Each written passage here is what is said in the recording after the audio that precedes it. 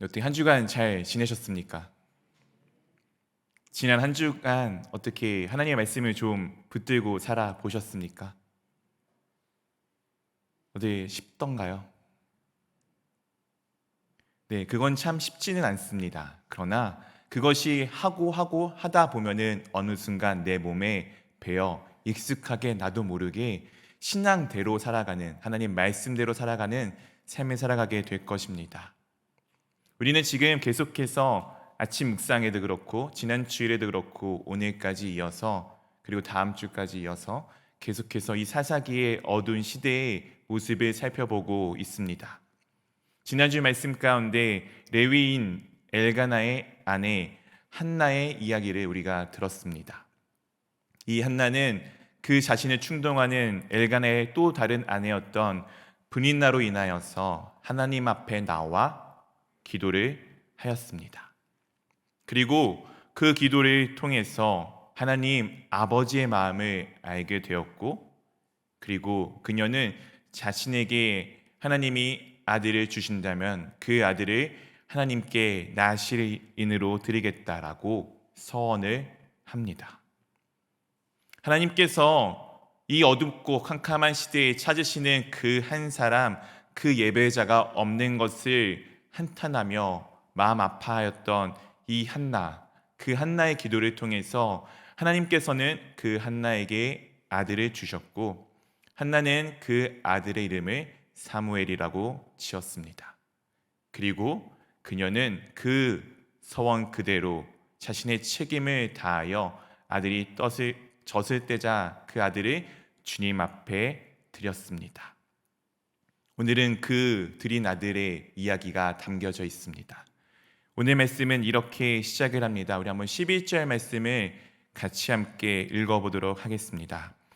엘가나는 라마의 자기 집으로 돌아가고 그 아이는 제사장 엘리 앞에서 여호와를 섬기니라. 엘가나 아빠는 자신의 집으로 돌아갑니다. 그러나 그 아이 사무엘은 지금 남아서 엘리 앞에서 여호와를 섬기는 자가 됩니다. 엘리 앞에서 섬긴다는 것은 아직 이 사무엘이 어리고 그리고 배우는 자임을 뜻하고 있습니다. 그리고 그 당시 시대의 대제사장이었던 엘리 밑에서 배우는 그 질서를 유지하고 있습니다. 그 엘리 앞에서 여호와를 섬기는 사람이 됩니다. 그러나 이 여호와를 섬기는 사무엘과 대조되는 사람들이 오늘 계속해서 반복하여 등장을 합니다. 그들은 누구일까요? 우리 12절 말씀 한번 같이 읽어보도록 하겠습니다. 엘리의 아들들은 행실이 나빠 여호와를 알지 못하더라. 엘리의 아들들이 등장을 합니다. 사무엘과 계속해서 대조해서 등장하는 이 엘리의 아들들 홈리와 비느하스가 등장을 합니다. 이들은 행실이 나빠 그리고 여호와를 알지 못한다라고 오늘 성경 말씀 가운데 기록해 주고 있습니다. 행실이 나쁘다는 것은 쓸모가 없다라는 뜻입니다. 그리고 그들은 하나님을 알지 못하는 자들이었습니다. 이 알다라는 단어는 히브리 원어로 야다라는 단어를 쓰고 있습니다. 제가 전에도 몇 번 설명을 드렸던 적이 있는데, 이 야다라는 단어는 그냥 무언가를 아는 게 아니고 정말 깊은 관계를 맺음으로써 아는 것을 의미하고 있습니다. 홈리와 비나스가 하나님에 대해서 몰랐을까요? 하나님이 누구인지는 알았을 것입니다. 그러나 그 하나님이 어떤 하나님이신지를 관계를 통해서 알지 못했던 자들입니다. 그들은 하나님을 알지 못하였기 때문에 쓸모가 없는 자들이었고, 그들은 쓸모가 없기 때문에 하나님을 알지 못하는 자들이었습니다. 그렇게 하나님을 알지 못하는 자들의 행위가 이와 같습니다. 13절에서부터 17절 가운데 그들의 행위가 담겨져 있습니다.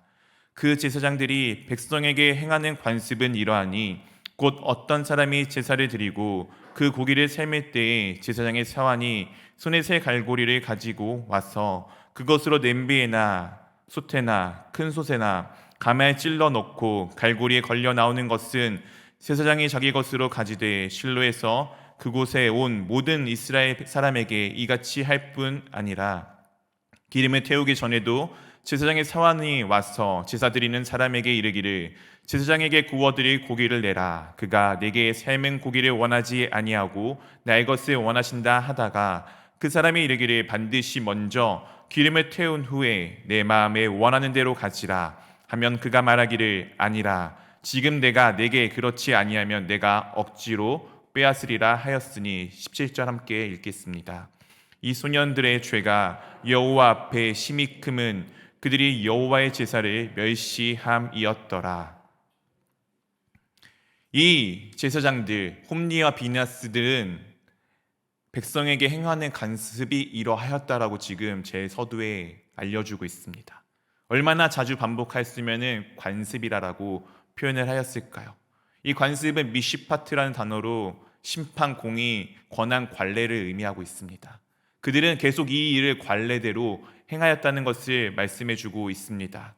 여호와 율법에서 사실 희생제물은 제사장에게 몫이 있었습니다. 레위기에서는 가슴과 넓적다리, 그리고 신명기에서는 어깨살과 두 볼, 그리고 위장, 이 희생제물의 그 몫이 제사장의 것이었습니다. 그런데 이들은 자신들의 방법대로, 자신들의 멋대로 그것들을 취해갑니다. 삶고 있는 솥에 자신의 갈고리를 넣어서 걸리는 고기들을 가져갔습니다. 그리고 나아가 먼저 하나님 앞에 드려야 되는 가장 좋은 부위, 기름이라고 표현되어 있는 가장 좋은 부위를 그 자신들이 먼저 취합니다. 그 제물을 드리는 사람이 그것을 먼저 여호와께 드려야 된다라고 이야기를 하자 그 이야기를 무시하고 강제로 빼앗기 원한다라고 그들은 말을 하고 있습니다. 그들이 이렇게 한 이유는 다른 것이 아니라 바로 여호와의 제사, 여호와의 제물을 멸시하였기 때문입니다. 여호와의 제사, 여호와의 예배를, 여호와를 향한 예배를 그들이 무시하였기 때문입니다. 그들은 제사장이었습니다. 그러나 그 제사장 직무를 스스로 경멸하였고 그것을 무시하였습니다. 그러나 이들과 완벽하게 대조되는 한 사람이 또한 있습니다. 바로 아까 우리가 보았던 사무엘입니다. 18절 말씀 가운데 이렇게 기록되어져 있습니다. 우리 함께 읽어보도록 하겠습니다. 사무엘은 어렸을 때 세마포 에봇을 입고 여호와 앞에 섬겼더라. 사무엘은 어렸을 때 세마포 에봇을 입고 누구 앞에서 섬기고 있나요? 여호와 앞에서 지금 섬기고 있습니다. 세마포 에봇을 입었다는 것은 제사장을 돕는 역할이라는 의미를 가지고 있습니다. 처음에 앞에서 보았던 12절에서는 그가 누구 앞에서 여호와를 섬겼었나요? 엘리의 앞에서였습니다. 그러나 지금은 그 엘리는 사라지고 여호와 앞에서 섬기고 있다라고 우리 말씀 가운데 기록되어져 있습니다. 그가 여호와 앞에 섬김으로써 지금 제사장의 역할이 이 엘리 가문에서 사무엘에게로 하나씩 조금씩 옮겨지고 있음을 보여주고 있습니다. 이 옮겨짐이 왜 있었을까요? 19절 말씀 가운데 이렇게 기록되어져 있습니다. 그의 어머니가 매년 드리는 제사를 드리러 그의 남편과 함께 올라갈 때마다 작은 겉옷을 지어다가 그에게 주었더니, 그의 어머니 한나가 매년 제사를 드리러 가는 그때 남편을 따라서 함께 하나님이 계신 실로 가운데 올라갑니다. 올라가고 나서 작은 겉옷을 지어서 사무엘에게 주었습니다. 이것을 통해 우리가 알 수 있는 것은 사무엘은 하나님 앞에서 떠나지 않고 계속 있었음을 보여주고 있습니다. 여호와 앞에 자신의 아들을 드리겠다라고 서원하였던 한나가 일회성이 아니라 그 서원을 끝까지 계속해서 지키고 있는 모습을 우리 가운데 보여주고 있습니다. 이 한나의 서원대로 사무엘은 여호와 앞에서 자신의 자리, 자신의 역할을 끝까지 지켜나가고 있습니다. 그런 한나에게, 그 어미 한나에게 하나님께서 이와 같은 일을 행하십니다. 21절 말씀을 우리 한번 같이 읽어보도록 하겠습니다. 여호와께서 한나를 돌보시사 그로 하여금 임신하여 세 아들과 두 딸을 낳게 하셨고 아이 사무엘은 여호와 앞에 자라니라. 오늘 여호와께서 한나를 돌보셨다라고 표현해 주고 있습니다. 이 돌보시다라는 것은 계산하다라는 단어입니다. 하나님께서 지금 한나가 하였던 일들을 계산해 보신 것입니다. 하나님이 계산적이시네 이렇게 생각하시는 것이 아니고 그 하나님이 이 일이 어떠하였는지를 보신 것입니다.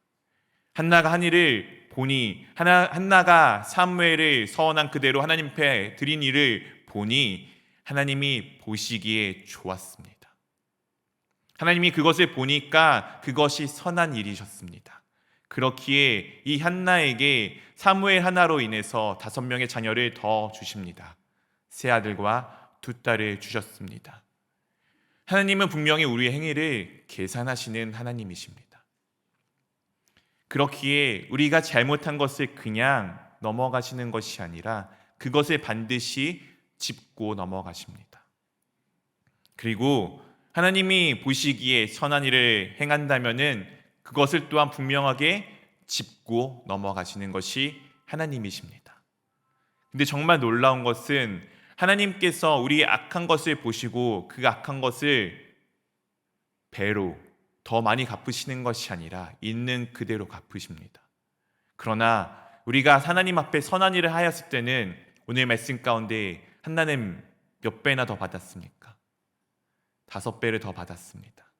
하나님은 우리 가운데 그 선한 것을 보았을 때 그냥 동등하게 갚으시는 것이 아니라 분명하게 넉넉하게 갚아주시는 하나님이십니다. 이 하나님은 그렇기에 선하신 분이십니다. 그렇기에 공의로우신 분이시며 그렇기에 정의로우신 분이십니다. 또한 오늘 사무엘은 어디서 자라나고 있습니까? 바로 여호와 앞에서 자라나고 있습니다.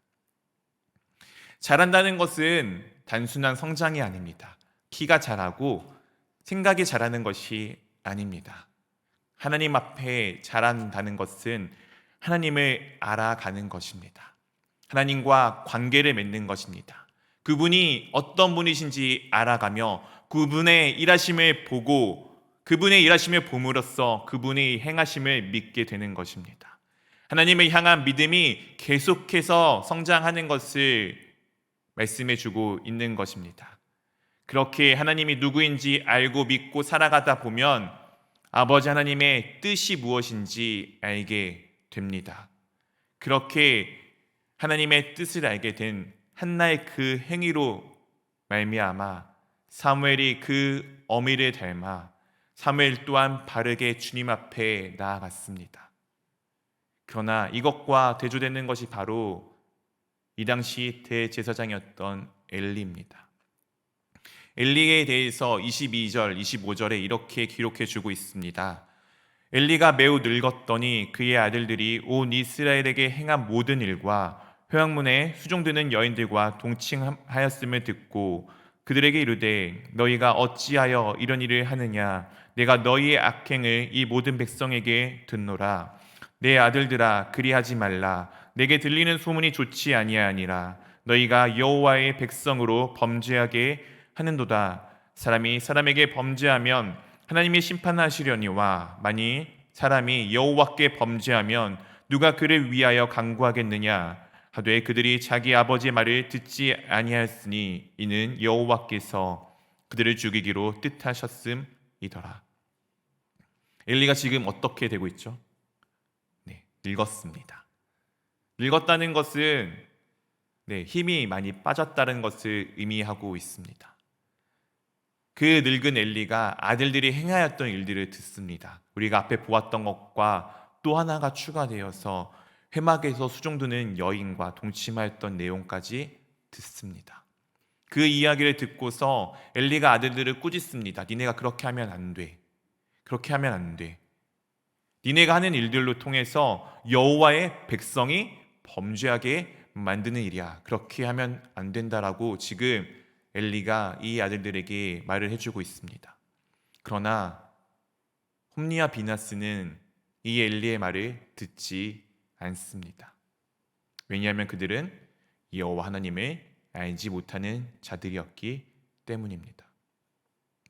엘리가 하는 말들을 가만히 들어보면은 맞는 말들을 참 잘합니다.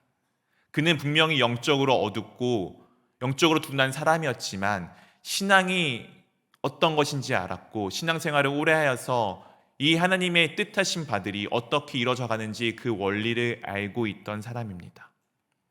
근데 엘리의 아들들은 그것조차도 없는 사람들이에요. 그들은 하나님을 전혀 알지 못하였습니다.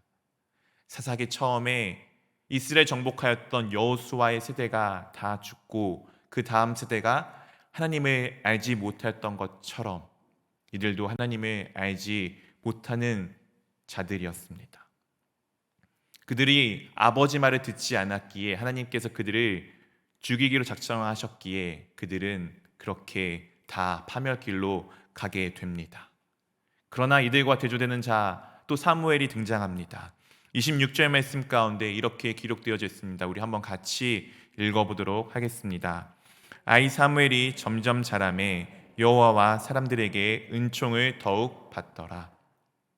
아이 사무엘은 계속해서 자라고 있다라고 오늘 말씀 가운데 기록해 주고 있습니다. 사무엘은 계속해서 하나님 앞에서 자라나고 있습니다. 그리고 오늘 하나님과 사람들 앞에 은총을 더욱 받는 자 되었다라고 기록해 주고 있습니다.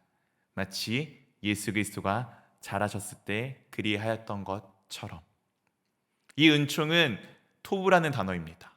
좋음을 뜻하고 있습니다. 이 토부는 그냥 단순히 좋은 것이 아니고 하나님께서 세상 천지를 만드시고 그것을 보고 난 이후에 보기에 좋았더라 라고 할 때 그 좋음입니다. 하나님이 만드신 세상, 완벽하고 온전한 그 세상을 보시고 좋았다라고 하실 때 하시는 말씀이 바로 이 토부, 좋음입니다. 사무엘이 하나님 앞에서 자라고 사람들과 함께 지낼 때 그 모든 경험한 것들, 하나님께서 경험하고 사람들이 사무엘을 경험했을 때 이 사무엘이 참 좋은 사람임을 지금 인정해주고 있는 것입니다. 사랑하는 성도 여러분, 여러분들이 이런 사람이 되어야 되지 않겠습니까? 하나님이 보시기에 그리고 사람들이 보기에 저 사람은 정말 좋은 사람이야 라는 말이 나와야 되지 않겠습니까? 오늘 사무엘이 그런 사람으로 지금 나아가고 있습니다. 왜냐하면 그는 그리스도를 닮은 자였기 때문입니다. 그와 반대로 이 엘리 가문은 쇠퇴하고 있습니다. 사무엘은 계속 자라고 있지만 엘리의 가문은 계속해서 내려가고 있습니다. 왜 그렇게 되었는지를 우리가 먼저 다음 본문을 통해서 좀 살펴보았으면 좋겠습니다. 28절 말씀입니다. 이스라엘 모든 지파 중에서 내가 그를 택하여 내 제사장으로 삼아 그가 내 제단에 올라 분향하며 내 앞에 에봇을 입게 하지 아니하였느냐. 이스라엘 자손이 드리는 모든 화제를 내가 내 조상의 집에 주지 아니하였느냐. 하나님의 사람이 엘리에게 와서 지금 전하는 하나님의 말씀입니다. 이 내용은 제사장의 직무에 대해서 세 가지로 알려주고 있습니다. 먼저는 제단에 오르는 것, 그리고 분향하는 것, 그리고 에봇을 입는 것입니다. 제단에 오른다는 것은 주님 앞에 나아가는 것을 의미하고 있습니다. 분향한다는 것은 제사를 드리는 것, 오늘 우리로 따지면 주님 앞에 예배하는 모습을 뜻하고 있습니다. 에봇을 입는다는 것은 거룩한 자로 구별되어져 있음을 보여주고 있는 것입니다. 제사장의 직무는 그렇기에 주님 앞에 나아가 거룩한 자로서 예배하는 자를 뜻하고 있습니다. 그때 주님께서 자신에게 주어진 그 화제, 모든 재물들을 그에게 주신다라고 약속하셨습니다. 우리가 하나님 앞에 거룩한 자로 나아가 예배 드릴 때 하나님께서 당신의 모든 것들을 우리 가운데 주십니다. 여러분들은 그 하나님을 믿으십니까? 근데 이 엘리는 그것보다 다른 것들을 더 귀하게 여겼습니다. 29절 말씀 가운데 이렇게 기록되어져 있습니다. 함께 읽겠습니다.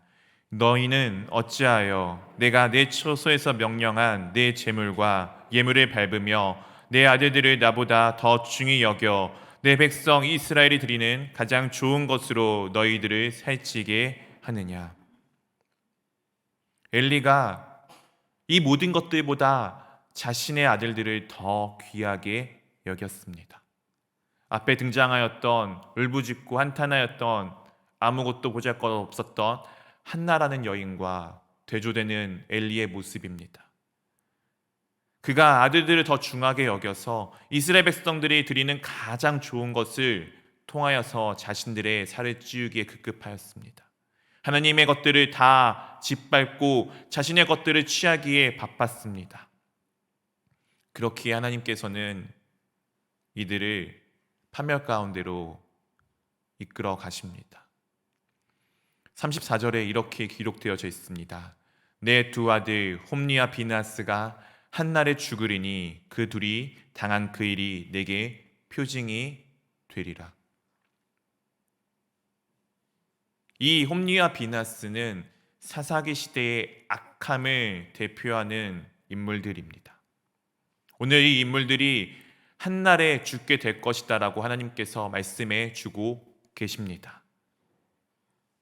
그 악하고 어둡고 빛조차 보이지 않는 그 시대의 끝을 하나님께서 지금 선언하고 계십니다. 악한 시대가 끝났다는 것은 새로운 시대가 시작됨을 의미하고 있습니다. 그리고 그 새로운 시대에 대해서 하나님께서 우리 가운데 이렇게 말씀으로 보여주십니다. 35절 말씀 우리 한번 같이 읽어보도록 하겠습니다.